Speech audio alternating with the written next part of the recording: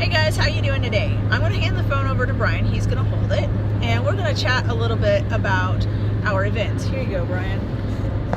So hey guys. Hey, big sis. And Miriam's way back there in the back. It's Miriam. She's a hitchhiker. We found her close to Memphis. So we wanted to talk a little bit about these regional groups that we've been having.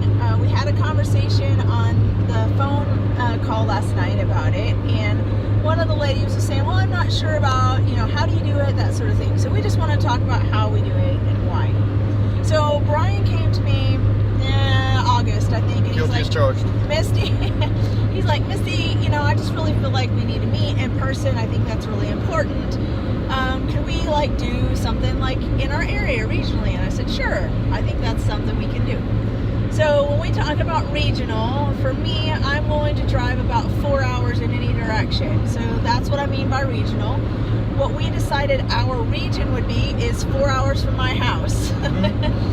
So this week we're actually in Nashville, and we are headed from Sarah's house up to her fellowship.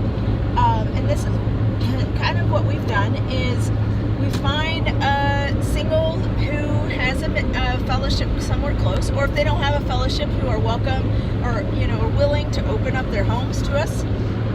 And we say, okay, let's all of us meet. And most fellowships have potluck dinner, right? And so we can join them with their potluck dinner, or today we did a potluck ourselves at Sarah's house because her fellowship doesn't meet till 4, so we met at noon, 12:30 I guess. We had a potluck meal, all of us. I don't even know how many there were, I didn't count, but we'll be posting pictures. Yeah. So you can see how many of us there were. And about 10 or so. yeah, we had a good crowd. We were really happy with that. And then now we're headed to her fellowship, and then this evening, some of them they're going to be headed home, but then this evening, others of us will come back to Sarah's place. We've got another fellowship meal planned, and we'll just hang out this evening. In this particular case, Sarah's been kind enough to find housing for us so that we don't have to, those like myself, who close to 4 hours away, don't have to drive home tonight. And I will be taking, so tomorrow I'll take Brian and Miriam back towards their home, and then I'll go on to mine home. So the idea again is find a few singles in your area who are willing to drive a little bit to meet. It doesn't have to be anything formal. It's just a fellowship meal. Again, if you have a ministry or a fellowship that you can join and they've already got a potluck going, do that. We've done that a couple of times. And then we also had the experience last month where the Litchfields hosted us in their house, and that was really cool because they didn't have a close by fellowship. Great bonfire down. Yes, it was an awesome bonfire.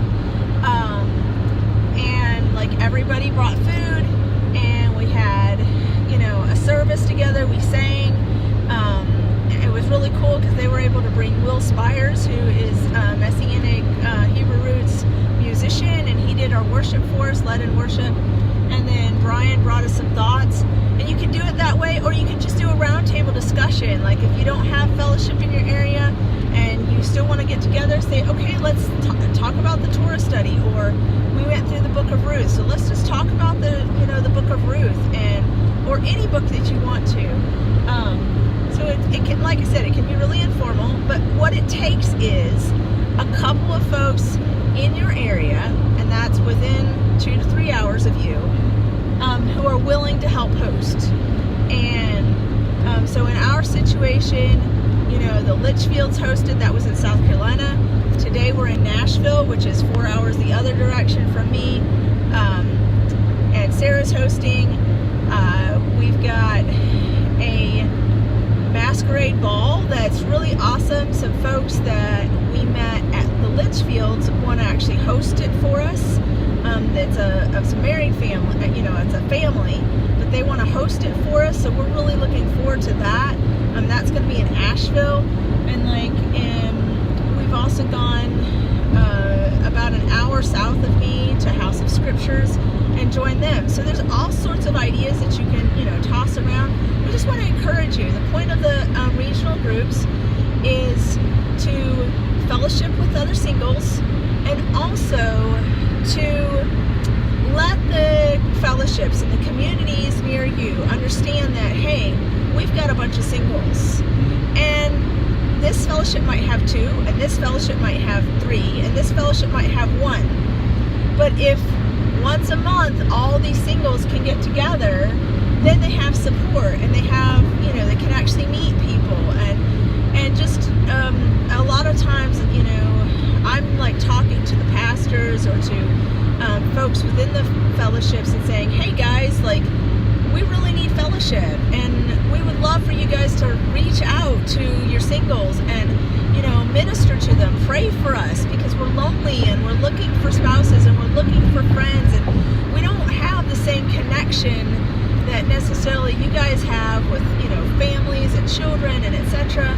But there's a lot of us out here, and we want to be part of the body, and we want to offer something to the body, and we'd also love for the for the body of Messiah to help us stay connected and that sort of thing. So anyway, those are our ideas. Brian, you have anything else to add? Hey guys, very important to meet in person. Yeah. Because you can't really get to know somebody completely online. And that's not just a dating thing, it's like friendships, you just learn so much more about someone in 20 minutes of being around them in person. Yeah. Than you do 6 months of being online. And we're singles, we're not the majority in any kind of Hebrew Roots congregation. Like, I'm the only single in my congregation. Because everywhere I go, everybody's like, I'm the only one. Yeah. So we have these things to get all these singles together. And I guess it's important to make clear we're not trying to start a congregation. No. We're not even a ministry anymore. We're not trying to steal people's members. We're trying to get everyone together that's single to kind of advocate for you guys, to connect you guys. And it's actually good it's not a competition for your congregations. It's actually good to bring people in, to make people more aware of the congregation you have and what they do. So if we meet up you guys' congregation, like we're going to Mercy Collective, like 10 people that have been Mercy Collective before that probably live in this area. Some of them don't have any fellowship at all. So now they know, oh wait, there's this congregation that I can go to. And you don't have to show up by yourself if you've never been there, not know anybody. It's like, yeah, the first time I went there, I was in a group of 10 people I know from Facebook. Right. So it wasn't this strange, awkward thing. Yeah. You get to know a new congregation with your friends, people you're comfortable with, meet people in person. We had 5 kids there today, I think. Yeah. So we try to make these things family friendly. Absolutely. No pressure. It's not a high pressure dating kind of thing. It's like, hi, I'm Brian, or I'm Misty, or I'm Miriam. We just, hi, let's all hang out in person, get to know each other. Right. And it's a whole new level of friendship. Yeah. Because you meet somebody in person, you can trust them. Hey, I'm passing through town. Can I stay at your place? Hey, I'm looking for a job. Do you know anything? It's just these kind of connections. Or hey, I'm coming through. Can we get coffee next time? Yeah. So it's really good too if you travel a lot. But just to know people in your area, and just don't be scared to branch out, to meet some new people in a safe environment. Because this is what people had back, the 1800s. You all went to community dances. You all went to contra dance together. You did a barn raising or, the county fair. But we don't have that anymore. So this is kind of our version of bringing our people together. Like the Jewish people always had synagogues they go to. And everyone in town that's Jewish goes to the same synagogue. Well, we don't have that. We're all scattered all these different places. But we have events we can all get together for, kind of like the Israelites at the feast. You've got to meet everybody you don't see all the time. So this is a community building exercise. It's a way to meet a new congregation, to make some new friends in person, to strengthen the friendships you have.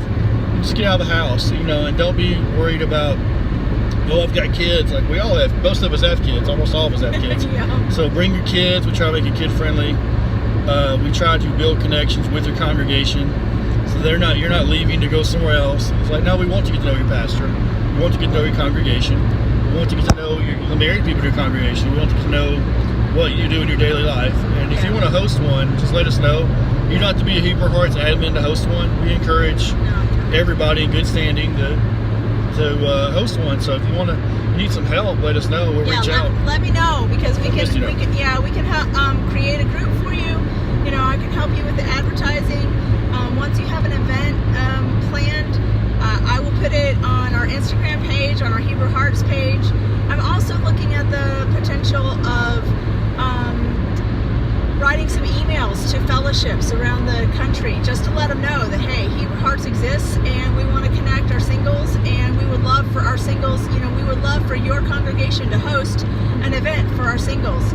So yeah, that would be the other thing, like get in touch with me. Let's have a conversation about, hey, I'd like to do this, because that's what it's going to take, guys. I can't come to California or to Washington and do a regional event. Unless you're buying a lot of jam. Unless y'all are buying a whole lot of jam or a plane ticket. Yes. But I can support you in what you're doing, and I definitely want to support you in what you're doing. So we would absolutely love to help you.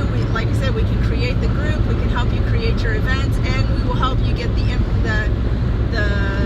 the word out there, not just to our singles groups, but to all other Torah observant groups, so that they're seeing, oh, hey, there's something going on. Oh, there's something going on. Because that's one of the things we heard last time at the Litchfields. I had no idea this existed. Well, now you do. So anyway, we just want to encourage you, and we ask you to volunteer. We ask you to, don't be shy. Don't be afraid of doing something. Just step out there and make it happen. Nothing grows in the comfort zone. Yes, exactly. Miriam, want to say hi? Hello, everybody. I'm having a great time. Met a lot of great people. It's really fun, so join us. You got eyewitness testimony. It's good stuff. Shalom. Shalom, guys. Thanks.